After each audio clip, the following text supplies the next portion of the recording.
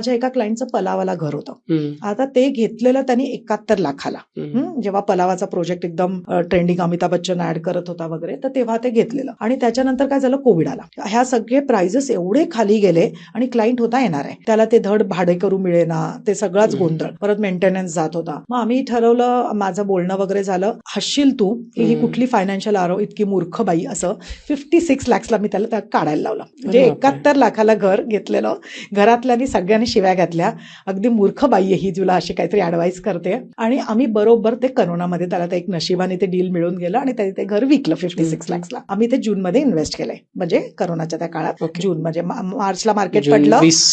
2020 म्हणजे मार्केट मार्च मध्ये पडलेलं, एप्रिलमध्ये अजून खाली गेलेलं आणि मग पिकअप व्हायला सुरू झालेलं. आता त्या पैसे जे 56 लाख आम्ही गुंतवले, आज 1,70,00,000 आहेत. आता